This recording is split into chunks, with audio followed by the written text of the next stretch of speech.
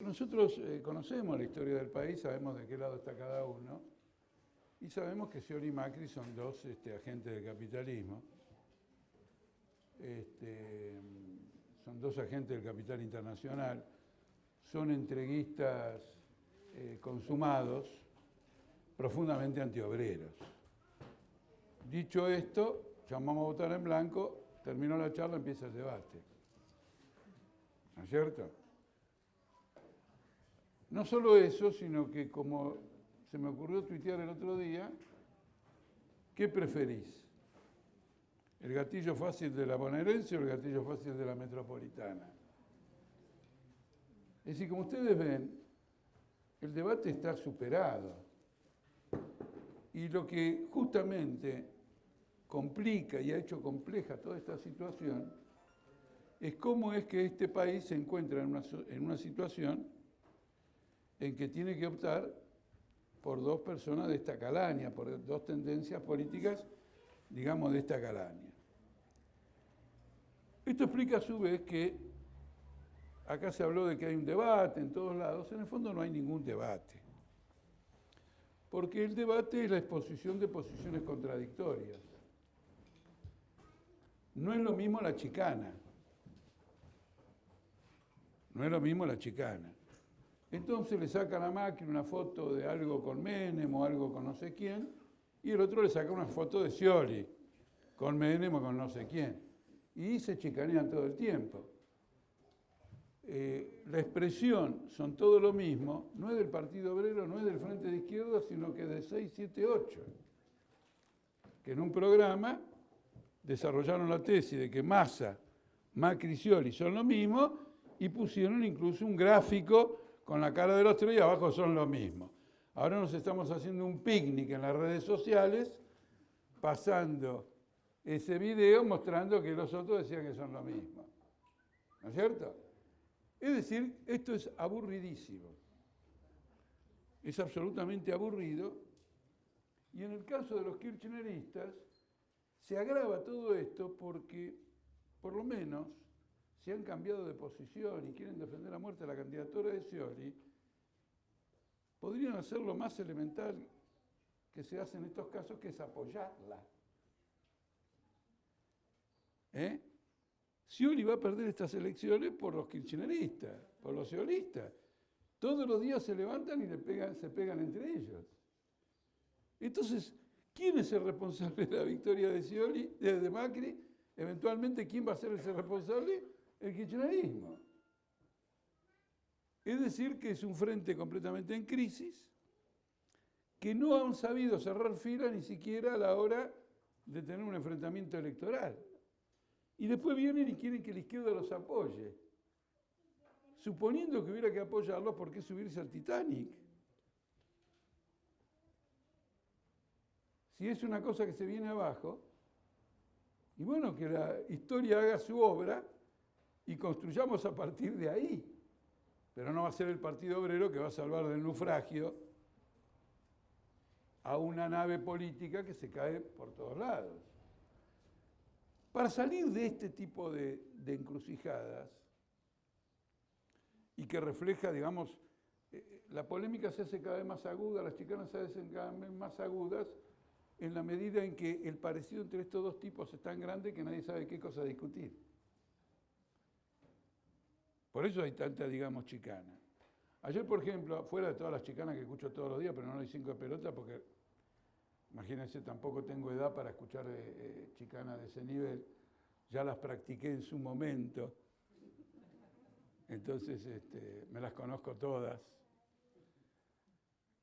Ayer, por ejemplo, en un programa de Minuto 1 de Gustavo Silvestre, estaba nuestro compañero Marcelo Ramal, y había un conjunto de burócratas sindicales que se pegaban como animales, y todos defendiendo los mismos intereses de burócratas sindicales, pero uno diciendo que con Macri se defienden mejor, y el otro diciendo que se defiende mejor con Scioli.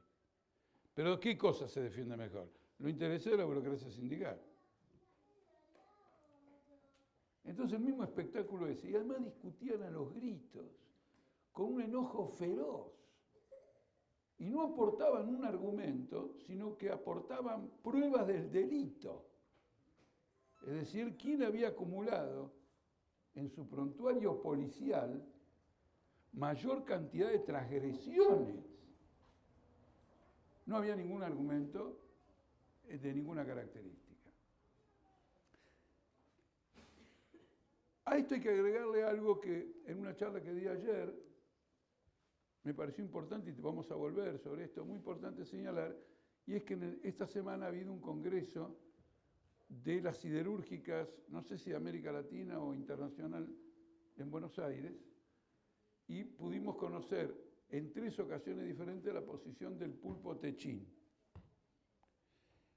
En la primera exposición, cuando se inauguró el Congreso Siderúrgico, el vocero de Techín, que es el presidente de esta asamblea, él declaró abiertamente que él estaba muy satisfecho por el consenso que habría entre los economistas de Scioli y de Macri. Por lo tanto, teniendo en cuenta que Techín es el principal grupo pulpo capitalista del país, por boca de Techín se sancionaba abiertamente la identidad, digamos, en este tipo de proposiciones. Y luego, esto continuó los días siguientes y surgieron otros elementos que vamos a discutir hoy acá. Yo creo que el procedimiento que nosotros tenemos que tener para analizar la situación tiene que ser otro, no tiene que ser el de las chicanas y no tiene que ser el de pasar el prontuario de nadie contra nadie. Porque a nosotros lo que nos interesa es un método que nos lleve a las conclusiones que le fijen la política a la izquierda. Para nosotros el problema de que Scioli y Macri son lo mismo está superado, pero no ahora. Hace mucho que está superado. Lo que nosotros tenemos que determinar es nuestra política frente a esta situación. ¿Cómo construimos con una política que dé respuesta a esta situación? Este es el procedimiento correcto. Y además, el procedimiento correcto no es referirse a los representantes políticos por cosas que hayan hecho o dejar de hacer, sino lo importante es referirse a ellos por el rol que se les adjudica frente a la situación que se abre. Por ejemplo, ustedes se pueden hacer la siguiente pregunta. ¿El Partido Obrero alguna vez apoyó a un narcotraficante? Supongo que todos gritarán que no. Están equivocados. Nosotros hemos apoyado a un narcotraficante. Cuando el presidente Bush envió a los Marines a ocupar Panamá, gobernado por un narcotraficante, nosotros defendimos a Panamá contra Bush. Y de hecho, no es que respaldábamos al narcotraficante, porque si el otro no lo hubiera invadido, nosotros no estaríamos apoyando al narcotraficante. Además, nos oponíamos a la invasión. Pero claro, la derrota de la invasión era la continuidad del narcotraficante. Bueno, hemos apoyado a un narcotraficante. ¿Hemos apoyado alguna vez a un genocida? Te dirán que no, pero cuando la Thatcher mandó la flota contra la Argentina, nosotros defendimos a la Argentina, con nuestra política. Si a Argentina le ganaba a la Thatcher, seguía el gobierno de Galtieri, que era un genocida. ¿Está claro o no? Entonces el punto es ver en cada situación política qué implica, qué caracterización tenemos del conjunto de la situación y del rol que van a jugar. Y el punto de partida esencial es que se ha agotado, terminado y finalizado una experiencia política. Y esa experiencia política se ha agotado y ha terminado en 2 aspectos. Primero, en el aspecto económico. La sociedad argentina y todas sus clases sociales, desde el obrero y el desocupado al plutócrata y ladrón, no pueden continuar con el sistema económico actual, porque está en bancarrota. Hay que salir. Si este lugar ahora se incendiara, o tomemos un lugar que se incendiara, con gente de distinta procedencia y color, aunque tuvieran intereses sociales divergentes, lo que buscarían es salir del edificio que se está incendiando. La diferencia es que, en el caso de la sociedad, cada uno buscará una salida en función de sus intereses. En cambio, suponemos que en el caso de un edificio cada uno buscará en función inmediatamente de salvar la vida y que eso los pueda homogeneizar a todos. Está agotado. Y está agotado precisamente por el punto que el gobierno más reivindica, que es el desendeudamiento. Como le ha pagado al capital extranjero 178.000 millones de dólares, y eso lo ha hecho con plata y con deuda, Argentina es un país que está financieramente vaciado. Tiene deudas, rajar las paredes, y no tiene un peso en efectivo. Y las medidas que fueron tomadas para ir paliando esta situación agravaron en el plano de la economía lo que se conoce como una crisis o una parálisis industrial, que en gran parte está determinada porque la clase capitalista en estas condiciones económicas no encuentra una rentabilidad suficiente para invertir. Y quiere recrear las condiciones de explotación que le permita obtener una ganancia correspondiente a las expectativas que tiene el capital. La situación es muy grave en este aspecto. La cifra más conocida es que el Banco Central no tiene dólares, que por lo tanto hay importadores que no pueden importar, que por lo tanto se restringe esto y que se restringe lo otro, y la economía está virtualmente congelada desde el punto de vista financiero. Y en un país capitalista, una economía que está congelada desde el punto de vista financiero no puede funcionar. Este agotamiento no es ahora. Este es un agotamiento que viene aproximadamente ya desde hace 4 años, que es justamente cuando el gobierno decide establecer un cepo, que es el primer reconocimiento que el gobierno tiene de que se está quedando sin financiamiento y entonces procura controlar la situación. Y lo maravilloso es que el gobierno va a establecer un cepo exactamente al día siguiente de ganar las elecciones por el 54%.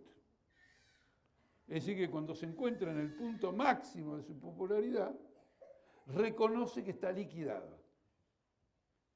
Y es muy importante desde el punto de vista del método político y de la lucha política en la Argentina, recordar que el primer artículo que sacó Prensa Obrera después del 54% fue "se acabó". Mientras todos se quedaban sorprendidos por una victoria aplastante del kirchnerismo, nosotros dijimos que empezó la cuenta regresiva. Porque precisamente con un análisis del conjunto de la situación, entendíamos que había este vaciamiento financiero y que un vaciamiento financiero de este tipo no se superaba por el hecho de tener 54% de los votos, sino que se supera si vos tenés un método, una salida, intereses sociales que permitan superarlo. Y en el año 2013, en el año 2014, en enero de 2014, esto es reconocido abiertamente como una devaluación que fue terrible y que el gobierno inmediatamente salió a parar cuando vio que el efecto de la devaluación era lo que en Argentina se llama el rodrigazo.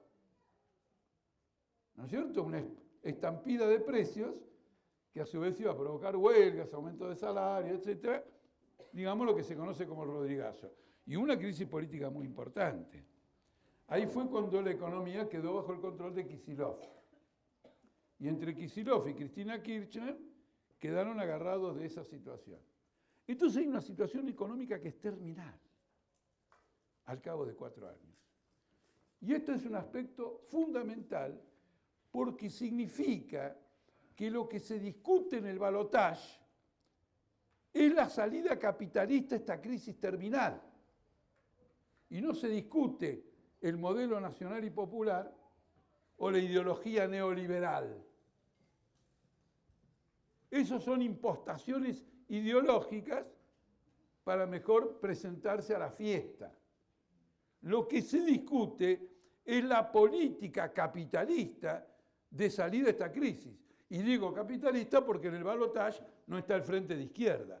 Si estuviera el frente de izquierda contra un candidato capitalista, se estaría discutiendo una salida capitalista de un lado y una salida no capitalista del otro. Esto es lo que se está discutiendo. Y es interesante que el que planteó que esto se estaba discutiendo fuimos nosotros en las PASO. Y denunciábamos que los demás escondían lo que se estaba discutiendo. Bueno, falló el ocultamiento, porque ahora se están tirando con munición gruesa por esta cuestión, que es cuál es la salida capitalista, el ajuste, la devaluación. Ahora lo vamos a ver con mayor detalle. Este es el tema que está en discusión. Entonces, si viene un kirchnerista y dice, defendeme el modelo, yo digo, pero esto, acá, ¿cuál es la solución de ustedes a esta falta de esto y lo otro? Los asesores de Scioli dicen que hay que arreglar con los fondos buitre, que hay que hacer esto y lo otro, y después, con eso en la mano, devaluar. Los asesores de Macri dicen que primero devaluemos para entusiasmar a los fondos buitre, a todo lo demás, etc. ¿Está claro? Bueno, no vamos a entrar en la discusión, se puede entrar en la discusión, pero no vamos a entrar en la discusión como socialistas que somos, si no van a romper la cabeza arreglando primero con los fondos buitre y devaluando después, o devaluando primero y arreglando con los fondos buitre después. Eso es preferencia del consumidor. ¿Está claro o no? Esta es la estrategia, este es el hecho objetivo. Les insisto como posición nuestra, que es extremadamente importante proceder en forma correcta a la hora de abordar una situación política determinada y una situación política importante. El procedimiento, el método es importante porque abre todo el espectro de posibilidades y tendencias. Las chicanas, que este es bueno, que este es malo, no tiene importancia, porque si estuviera en discusión otra cosa, por ejemplo la guerra de Malvinas, que los militares decían, ocupo Malvinas, tengo el apoyo de Estados Unidos, los ingleses no vienen. Si se discute eso, aunque del lado argentino hay un capitalista genocida, del otro lado está el imperialismo mundial. Es decir, que hay un Scioli y hay un Macri, pero en un escenario histórico y político que plantea otras cuestiones. Este es un Scioli, esta situación es un Galtieri y una Thatcher, donde los dos enfrentan el mismo problema, la salida capitalista. En el otro, el imperialismo tenía que enfrentar una situación de rebelión de una colonia y la colonia quería mantener, digamos, la conquista que había logrado como colonia o que supuestamente creía que había logrado. Es otro debate, es otra situación histórica y es otro problema. Por eso el hecho de que sean narcotraficantes, sean esto, tengan este prontuario, tengan el otro prontuario y todo lo demás, es importante porque define de dónde viene y qué quiere cada uno, pero lo importante es el análisis concreto de la situación concreta. En este sentido, la crisis que estamos viviendo es absolutamente espectacular. Y en este punto quiero reivindicar de nuevo al Partido Obrero, porque me he cansado de escuchar que las cosas que nosotros escribimos, y en particular las que escribo yo, son exageradas. A tal punto no lo son que he llegado a la conclusión que en esta campaña nos estamos quedando cortos. Porque efectivamente, a través de distintos procedimientos, el kirchnerismo para subsistir en estos 2 años ha llevado al Estado a la completa bancarrota.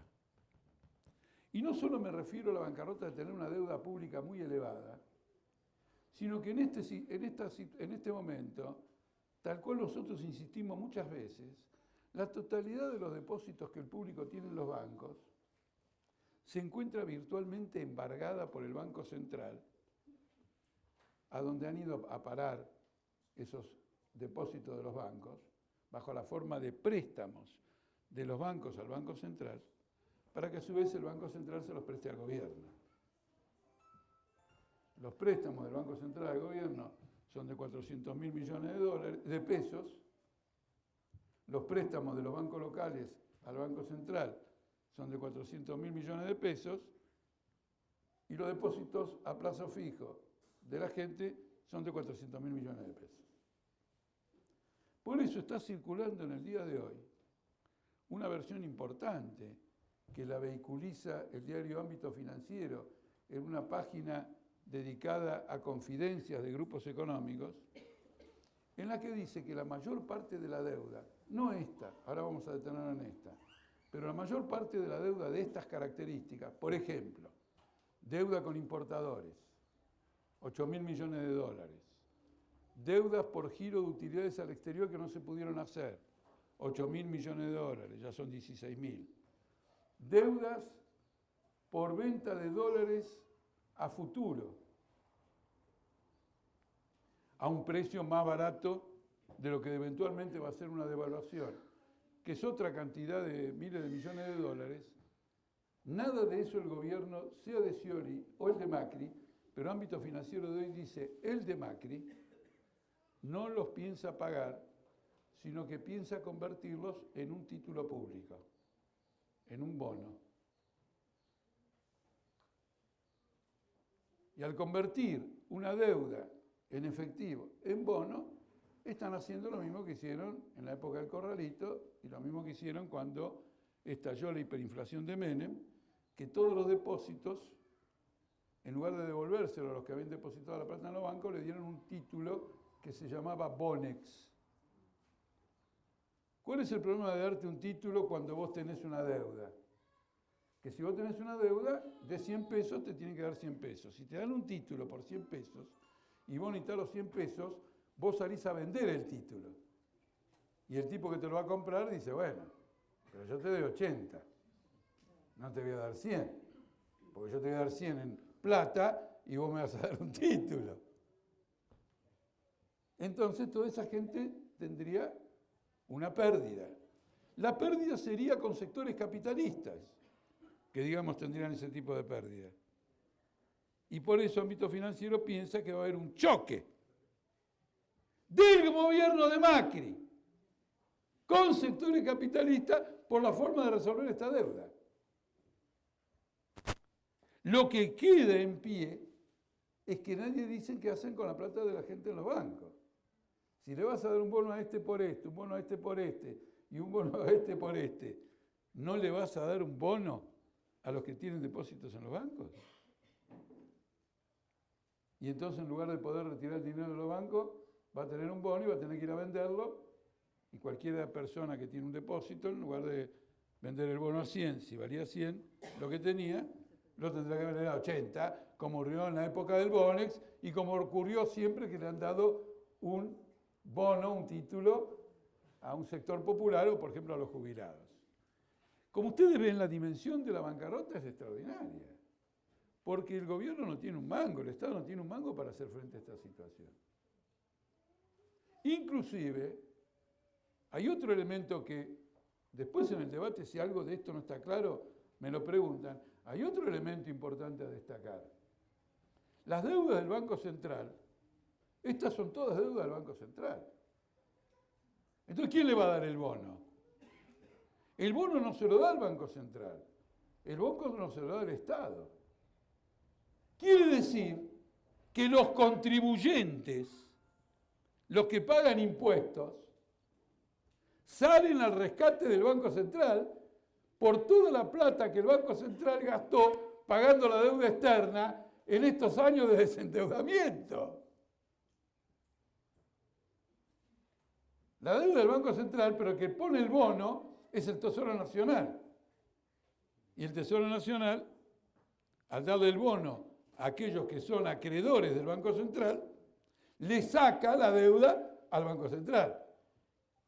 Y si antes a un importador le debía dinero el Banco Central, ahora le debe dinero el Gobierno Nacional.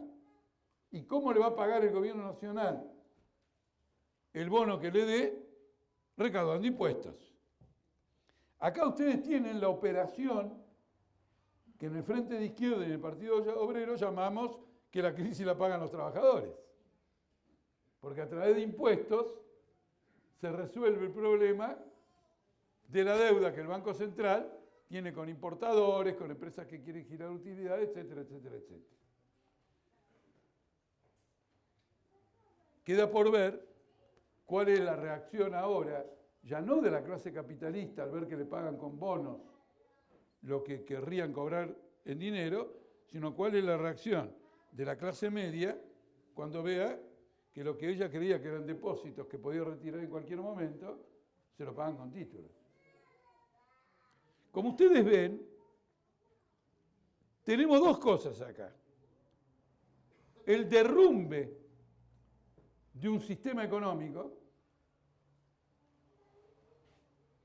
y la carga o la hipoteca con que debuta un gobierno que tiene que resolver esta cuestión económica. Frente a esta posición, frente a esta cuestión, ¿hay alguien que dice, no, yo voy a defender a los trabajadores y que pague el capital? No, Scioli y Macri dicen tienen que pagar los trabajadores. Porque de lo que se trata es de recuperar financiamiento internacional y nadie recupera financiamiento internacional haciéndole pagar la crisis a los capitalistas. Se recupera financiamiento internacional rescatando a los capitalistas y haciendo pagar ese rescate a los trabajadores. Este es el análisis. Después, si Scioli dice, para engañar incautos, le voy a dar el 82% móvil, bueno, es un mentiroso. Y la humanidad no se va a sorprender porque en la Argentina apareció un mentiroso. Está mintiendo. Ya mintió Menem, mintió mintió el otro. Es la política capitalista. Acuérdense, solamente Frondizi. Frondizi fue el tipo que mejor ganó las elecciones de este país porque ganó las 24 provincias. Y lo hizo con dos consignas, que el petróleo es nuestro y la enseñanza es laica. A los 6 meses estaba entregado el petróleo y estaba instaurada la enseñanza religiosa. Y a partir de ahí es un picnic. Y entre ellos se felicitan sobre quién es más astuto en engrupir al pueblo. Y cuando lo logras, pero es verdad esto, ¿no? Yo lo he visto. Es una jactancia de políticos. ¿Quién es el que presenta en forma más deformada las cosas y tiene habilidad comunicacional? Entonces ustedes tienen este problema, es decir, que las fuerzas capitalistas que operan frente a la crisis lo hacen a través de dos tendencias, porque esa es la estructura política de la Argentina, que se mueven más o menos en la misma dirección. En este punto, para usarlo como argumento, quiero decirles que el kirchnerismo, especialmente la Cámpora, Sabatella, no sé, los del Partido Comunista convertidos en peronistas y cosas por el estilo, dicen que, de cualquier modo, la salida de Scioli es capitalista, pero en defensa de la industria. Y la salida de Macri es capitalista en defensa del capital financiero. Quiero advertirles que la clase obrera no tiene ningún interés en defender al capital industrial contra el capital financiero, ni al capital financiero contra el capital industrial. La gente de Cresta Roja que está ocupando ahora, está cortando la avenida 9 de Julio, son obreros del capital industrial. ¿Está claro o no? Vayan a decirle a ellos, no, miren, la causa de ustedes no es justa por el mayor empleo, porque no lo despidan, porque ustedes están perjudicando al capital industrial. Capital industrial que viene funcionando con la plata del Estado. ¿Y por qué les digo esto? Porque en esta discusión del acero quedó de manifiesto una cosa importante. Techint y la siderurgia es una columna de la industria argentina. Y la principal preocupación que expresaron es la competencia de China. Que China está metiendo acero que le sobra a precio muy bajo y está reventando a la industria siderúrgica argentina y del Mercosur en el mercado mundial. Entonces, de alguna manera, lo que están diciendo es menos relación con China, proteccionismo y todo lo demás. ¿Quién es el pro-chino acá que permite que el acero entre y joda a Techín? Indudablemente que el gobierno kirchnerista. Por eso China le dio yuan, que se pueden convertir en dólares, al Banco Central para que tenga más reserva. ¿Por qué le dio plata a China? Porque el gobierno argentino permite que ingresen los productos chinos. Techín dice, no quiero que ingresen los productos chinos. Es decir, que el gobierno argentino está actuando a favor del capital financiero y en contra del capital industrial. Pero Macri acaba de declarar que su primer tarea de gobierno es restringir a China. Y con eso busca transformarse en el vocero de los capitales industriales. Entonces le digo al Partido Comunista que está en el kirchnerismo y todos los demás, que aprovechen la última semana que quedan las elecciones para hacer campaña por Macri, en defensa de la industria nacional, y que lo dejen a Scioli. El punto es que acá no es un problema de industria nacional ni de capital financiero, acá hay una bancarrota de una magnitud que las divergencias internas dentro de la clase capitalista quedan opacadas por esta salida a la bancarrota. Y el problema es cómo se sale de esta bancarrota. Y la salida para esta bancarrota es esta del acuerdo con los fondos buitres, de conseguir dólares, obtener financiamiento y como premio dos cosas. La devaluación, porque hace que los dólares, los que tienen dólares, tengan más peso, los capitales con dólares tengan más peso, y las tarifas. Es decir, la perspectiva de una situación hiperinflacionaria. Este es el problema que hay. Y en ámbito financiero de hoy, se dice, faltando 10 días para votar, solo 10 días para votar, que el mejor pintado acá, Macri, con más chance de ganar y con más pergamino de capitalista, por lo menos para la opinión pública, tiene un plan que no está cerrado porque los sectores interesados del capitalismo que apoyan a Macri, hay cosas que no ven cómo podría funcionar. Es decir, que estas son las soluciones que ellos proponen para hacer soluciones capitalistas y antiobreras, aún así capitalistas y antiobreras, para hacer soluciones todavía tendrán que ganar el partido. Tendrán que pasar por la prueba de la realidad. ¿Está claro o no? Viene un plomero y me dice que yo tengo un problema y me lo arregla. El tipo tiene una solución que tiene que ver con su profesión. Hace esto, esto y otro y me arregló el problema. Cuando Macri vaya a arreglar el problema, todavía va a tener que pasar por la prueba de la realidad de que lo que él propone arregla el problema. Porque ya le están diciendo que si va a arreglar el problema metiendo bonos en todos lados, hay gente que se lo va a rechazar. Y me refiero por gente a grupos capitalistas. ¿Está claro esto? Como el capitalismo es un sistema de economía anárquica, lo que los gobiernos quieran hacer podrá ser muy antiobrero y podrá ser muy procapitalista, pero tendrá que pasar la prueba del mercado capitalista, que le puede decir que no. Si no fuera así, ¿por qué quiebran los bancos? Si todos los estados tienen solución a todos los problemas, nunca quebraría ningún capitalista. Y los capitalistas quiebran todo el tiempo en todos lados. Entonces, a ver si perciben.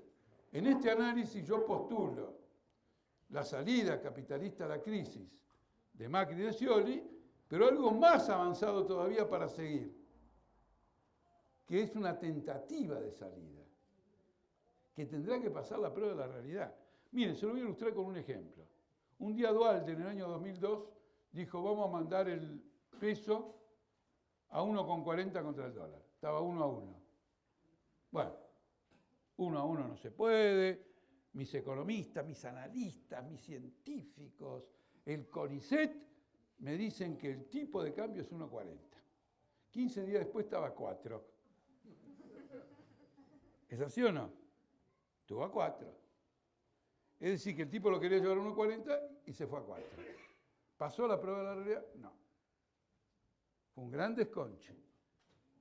Por eso siempre cito como expresión aguda de una crisis algo que la gente no sabe, pero que a mí me impresionó tanto cuando me enteré en el momento, ¿no? Que no lo voy a olvidar jamás.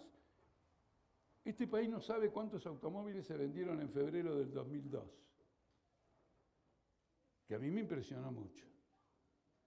En toda la República Argentina se venden hoy 700.000 automóviles y se llegó a cerca de 1 millón, por lo tanto serían 80.000 por mes.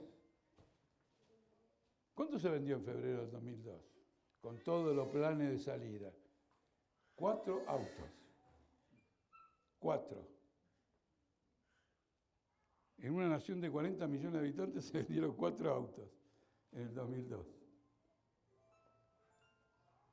Entonces, un elemento de la crisis, que lo tendremos que seguir, acá no hay bola de cristal, un elemento de la crisis es cuáles son las consecuencias cuando se ponga a prueba las salidas que se están pergeñando en un lugar u otro.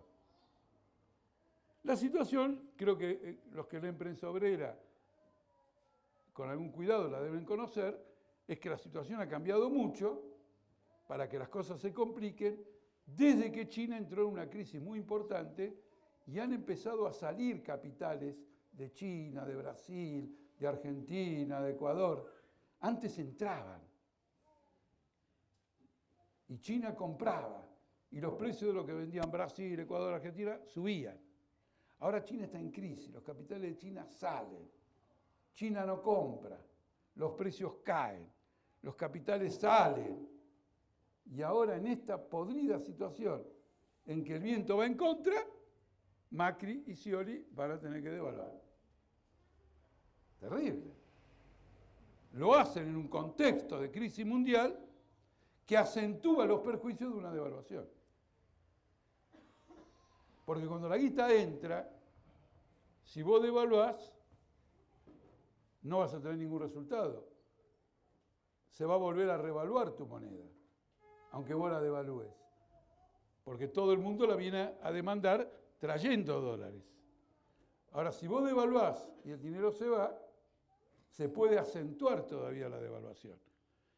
Y en Argentina complicado por el congelamiento de tarifas y por un nivel de deuda contenido muy serio. Entonces, el cuestión es el agotamiento de un régimen económico y la bancarrota del sistema económico. Primer punto. El segundo es el político, al cual no se le presta atención. Cuando Cristina Kirchner sacó el 54% de los votos, nosotros dijimos algo muy importante, que demostró todas las ventajas que tenía eso que dijimos, que se había establecido en la Argentina un bonapartismo tardío. Se llama bonapartismo a un régimen donde el Estado arbitra entre las clases a través de una persona. En Estados Unidos se arbitra entre las clases, pero está el Parlamento, la justicia y el presidente. En otros lugares también de distintas formas. Hay otro donde es mucho más severo y no solo se arbitra, sino que si no te gusta el arbitraje te cortan la cabeza. Y no por eso, por ser más violento, deja de ser bonapartista. Acá Cristina Kirchner, ante el agravamiento de todas las cosas, asumió un papel de arbitraje. Y nosotros poníamos tardío porque 2011, ya hacía 8 años que gobernaba el kirchnerismo. Tardíamente asume esta función de arbitraje y lo hace cuando la economía empieza a venirse en picada. Es decir, que vos podés arbitrar, pero a medida que queda menos recursos económicos para repartir, la posibilidad de conformar a las distintas clases por medio del arbitraje es menor. Argentina se encuentra como el referee del partido Boca Rosario Central, que dio un penal o no lo dio, no me acuerdo ahora, y lo han echado de la AFA. Y ahora el kirchnerismo lo van a echar del Estado. Porque que se ha quebrado ese arbitraje. Y ese arbitraje se quiebra con el desarrollo de esta crisis económica. Y su primer manifestación significativa es cuando Massa gana las elecciones de renovación parlamentaria en el 2013. Y el Partido Obrero en Salta elige a la única senadora al único puesto para votar en la capital de Salta. No era ni siquiera un balotaje, era un unitage. Había que votar por uno solo y había 5 y ganamos nosotros. Eso ocurrió como consecuencia de todo este desarrollo. Lógico, no es que el Partido Obrero no hiciera lo suyo para tener ese avance, y permitió el ingreso de Pablo López al Congreso de la Nación con el 24% de los votos en una provincia. Pero tiene que ver con todo este tipo de desarrollo.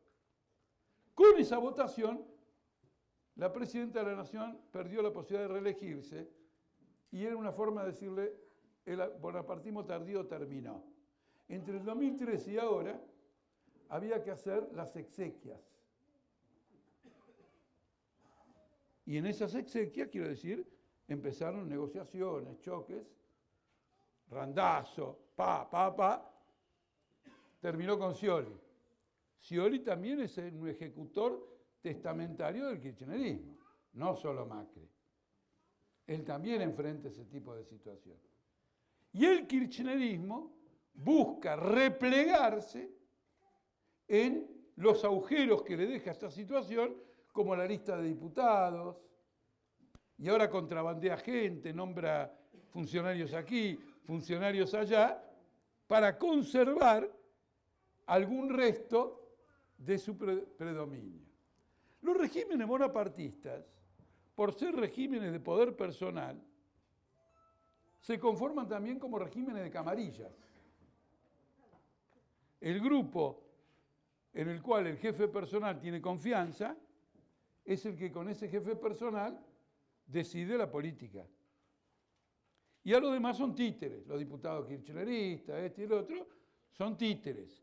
Los que deciden son Zanini, Cristina Kirchner, Máximo. Se concentra el poder en una camarilla. Y con la concentración del poder en una camarilla, se concentra el robo a mano armada del Estado y de los negocios y de las licitaciones en manos de esa camarilla. Por eso, siempre que hay una caída de un gobierno bonapartista, empiezan a florecer los expedientes en el Poder Judicial. Es decir, estamos ante un viraje de régimen político. Hay uno que quebró y hay que buscarle otro. Muy importante. Miren cómo quebró.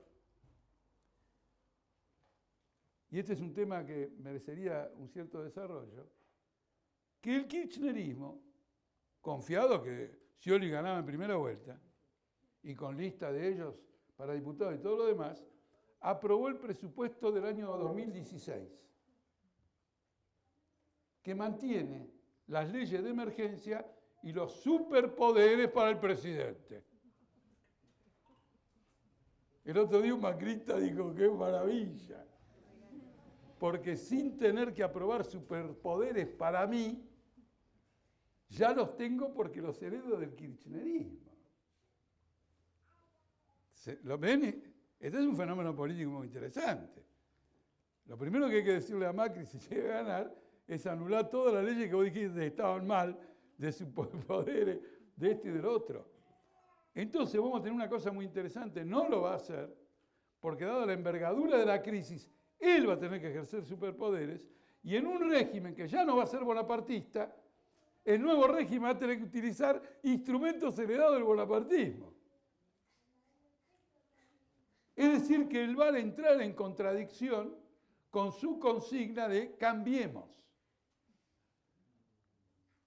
Va a tener que decir, no, ahora que cambiamos, conservemos.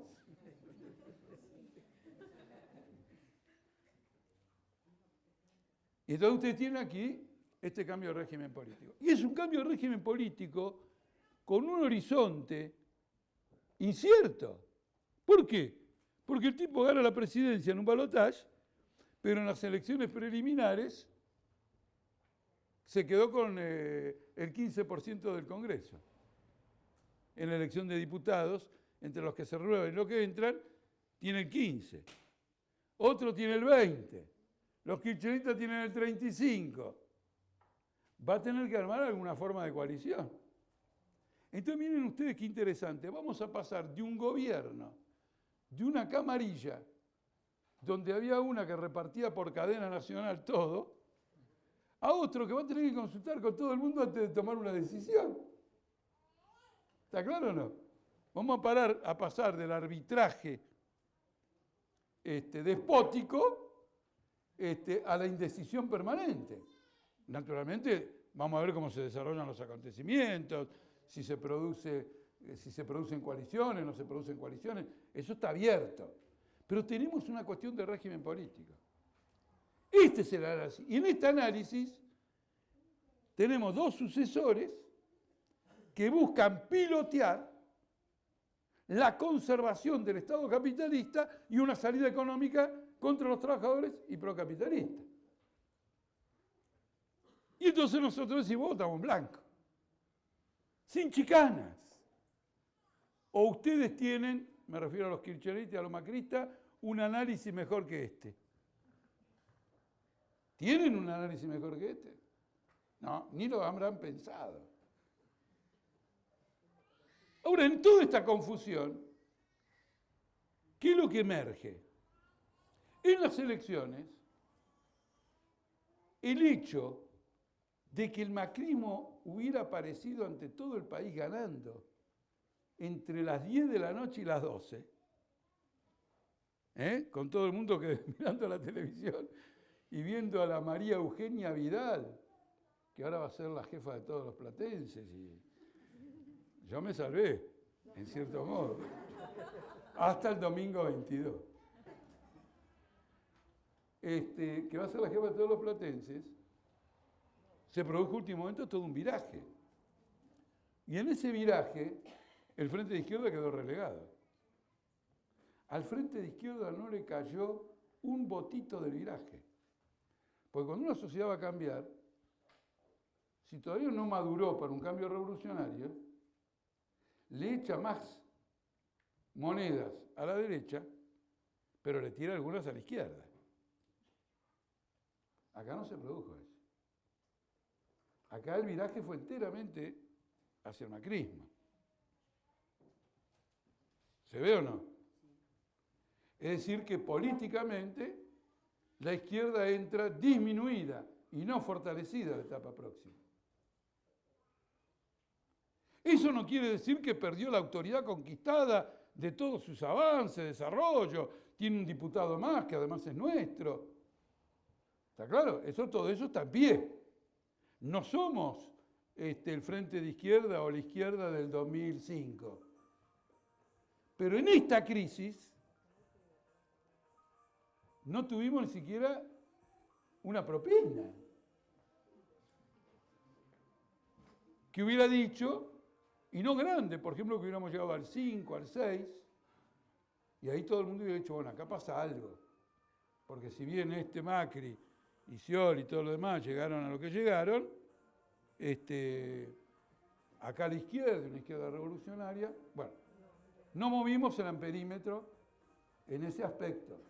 Y ese es un dato puramente objetivo. Pero este dato objetivo no significa automáticamente que las masas hayan sufrido algún tipo de derrota. No han tenido una fuerte evolución de su conciencia política, pero no es cierto. No tiene nada que ver con una llamada.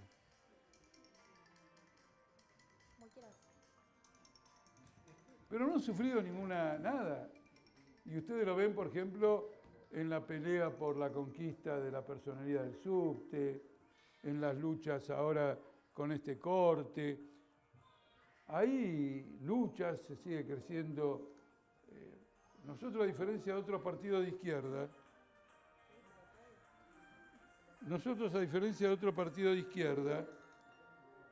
no hacemos muchos alardes, Pero, por ejemplo, en las últimas semanas hemos ganado varias comisiones internas nuevas. ¿No es cierto?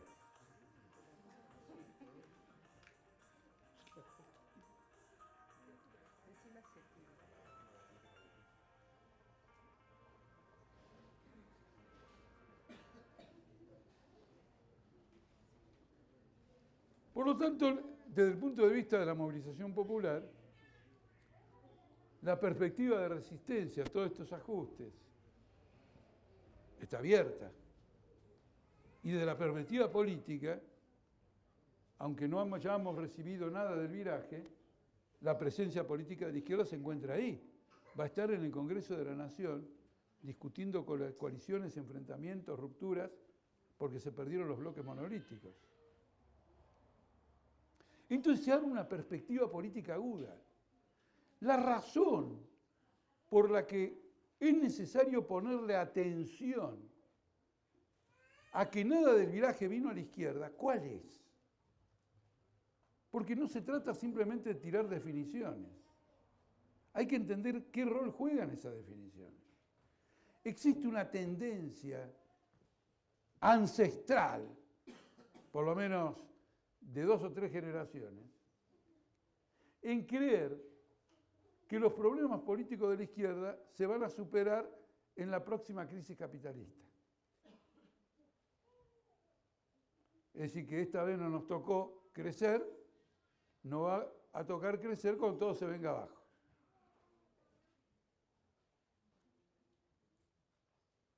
Y hay gente que dice, sí, jaja, ustedes no van a crecer nunca porque nada se va a venir abajo. Nosotros decimos, todo se va a venir abajo y es posible que no crezcamos. Porque además de que todo se venga abajo, hay que tener una orientación política correcta. Y hay que reconocer desde dónde se parte. No partimos del nivel que hubiéramos querido tener en la víspera de la crisis que nosotros hemos anunciado. Es decir, que hay que resolver muchas cuestiones en nuestros métodos de trabajo, en nuestro contacto con las masas, en la calidad de nuestras consignas, en persuadir al pueblo, si queremos jugar un rol relevante. Porque miren 2 cosas que le voy a citar. El problema que nosotros tenemos ahora lo tuvo el MAS cuando subió Menem. Y Alfonsín le dejó una hiperinflación colosal. Y Menem aplicó un ajuste. Entonces el MAS dijo, se viene la revolución, porque los obreros peronistas, cuando vean lo que es Menem, van a romper con el peronismo y nosotros tomamos el poder. Y no solo eso, sino que hicieron toda una escenificación y en el último congreso, previo a estos acontecimientos, cuando eligieron el comité central del partido, se pusieron todos de pie y aplaudieron al comité central que iba a dirigir en el año siguiente o en 2 años la revolución socialista en la Argentina. Porque el menemismo iba a estallar y se abría la ruta para el MAS. Bueno, el menemismo duró todo lo que duró y estalló el MAS. Como nosotros no somos necios, sino queremos aprender de las experiencias, nosotros queremos que estalle el macrismo y no el Partido Obrero. ¿Está claro o no? Entonces vamos a cuidar que las cosas ocurran de esta manera. ¿Y cómo se empieza? Por reconocer la envergadura de la crisis y el hecho que en víspera de la gran crisis nosotros arrancamos no desde el lugar que hubiéramos querido estar. Entonces no proclamamos la inminencia de la revolución proletaria dirigida por el Frente de Izquierda o por el Partido Obrero, sino que señalamos el frenazo que hemos recibido en esta experiencia electoral, diciendo, no es grave, una baldosa mal ubicada en la calle, te caíste, no quiere decir que perdiste las piernas, seguís caminando, claro, a lo mejor no con la fluidez que si no te hubiera agarrado esa baldosa. Es decir, está todo fenómeno, pero ocurrió esto. Esto es muy importante, porque significa que las masas no tienen conciencia de la situación que se ha creado. Si la tuvieran, habrían votado en mayor medida al Frente de Izquierda. Si uno participa en las elecciones, después no puede decir, no, lo que digan las elecciones no tiene importancia. Si no tiene importancia, no hubiera participado. No, cuando uno participa en las elecciones, es porque las elecciones, en el caso que participa, tienen importancia y sus resultados deben ser considerados con seriedad. Y no se puede caer en un exitismo que no va a durarle nada al que lo haga, pero al mismo tiempo perjudica en la orientación política. Entonces, esta es la etapa que se abre ahora. Por eso nosotros vamos a votar en blanco, porque el voto en blanco es la continuación del voto por el FIT. En una circunstancia que no nos presentamos, que no hay un balotaje, nosotros mantenemos en pie una línea de independencia de la clase obrera frente a los candidatos patronales para que la clase obrera pueda actuar con toda libertad en la intervención en la crisis. Y el otro viene y me dice, ay no, pero si él es mejor. Incluso suponiendo que fuera mejor, me importa un bledo. Porque el problema de ustedes es la salida capitalista a la crisis y el problema nuestro es la dirección política de la clase obrera en la crisis. Entonces, ¿para qué voy a votar a Scioli si el problema es la dirección de la clase obrera en la crisis? ¿Está claro o no? Tengo que ubicarme de manera de potenciar el desarrollo de la dirección de la clase obrera en la crisis. Y a los que digan, pero Altamira hace un balance pesimista de las elecciones porque solo sacamos el 3 y algo. No, mi balance es más completo. Después de haber sacado el 3 y algo, digo que la tarea fundamental que explica toda la política no es un voto en blanco de repudio, sino un voto en blanco para que pelear nosotros, que no hemos logrado pasar más del 3 y pico, para pelear la dirección obrera en la intervención de los trabajadores en la crisis. ¿Se entiende? Este es el análisis que tenemos que hacer. Porque he observado que hemos caído en la chicana. Argumento va, argumento viene, va. Pero la pregunta es, ¿qué queremos nosotros, viejo? No es un problema de argumentos. Nosotros entendemos que la historia avanza por medio de la lucha de clases, no por medio de la lucha de argumentos. Después que dos tipos se entrenzaron en una discusión, la historia no avanzó nada. Lo que tienen que trenzarse son las clases sociales. Y lo tienen que hacer con una conciencia política determinada.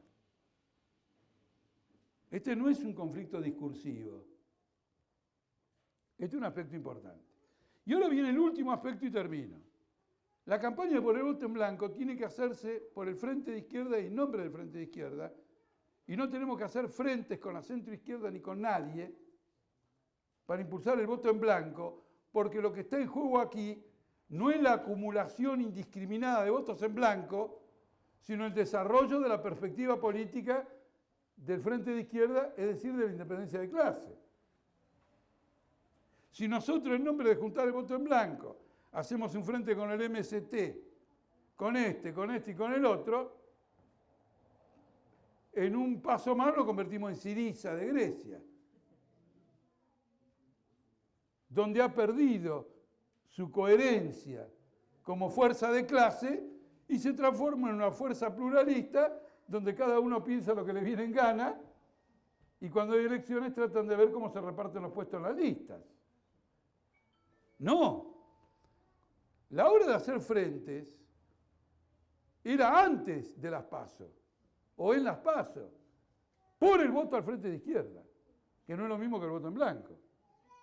Porque el voto al Frente de Izquierda es el voto al Frente de Izquierda, que tiene este programa, papá. El voto en blanco va a haber, Labaña va a votar en blanco.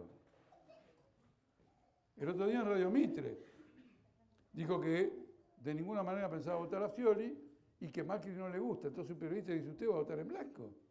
Todo sorprendido.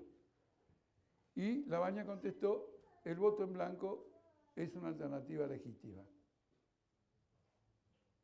Entonces va a haber toda una confusión en el voto en blanco. Nosotros tenemos que impulsarlo desde el Frente de Izquierda, desde una posición política homogénea. Y me quiero detener acá. Van a votar en blanco los masistas, muchos masistas. Van a votar en blanco algunos centroizquierdistas. ¿Nosotros queremos que toda esa gente confusa vote en blanco? Sí, queremos. Porque incluso confusa, instintivamente está rechazando una salida capitalista a la crisis. Eso lo valoramos. Pero no nos hacemos masistas, ni mesetistas, ni masistas, ni estorbiltercistas. Menos que nunca. La amplitud está en recoger la máxima adhesión a una perspectiva en voto en blanco, pero en función de un programa, porque si no es en función de un programa, ¿qué estamos construyendo? Frente al programa de Massa, de Macri y de Scioli. No estamos construyendo nada. La base de una construcción política es el programa.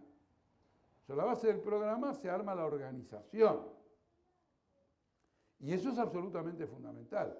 Teniendo en cuenta estas experiencias internacionales, Syriza, Podemos en España, este bloque de izquierda en Portugal, etcétera, etcétera, está muy claro que si queremos darle una salida obrera y socialista a una crisis, no podemos entrar en enjuagues programáticos ni principistas, ni en confusiones con los sectores que rechazan la lucha de clase como método de construcción política, porque lo que distingue al Partido Obrero y distingue al Frente de Izquierda es el principio de construir una organización, una alternativa política sobre la base de la lucha de clases, es decir, sobre la base de la experiencia del trabajador en la lucha por su mejora social, moral, cultural, material, por el choque con el capital detrás de ese objetivo y por las conclusiones que va a sacar de eso. Fuera de ese desarrollo no hay una salida obrera y socialista. Así que les agradezco mucho la atención. Quedamos para discutir con el límite insalvable del partido con Brasil, donde por una vez deponemos el internacionalismo proletario y a pesar de todos nuestros principios defendemos a la selección argentina.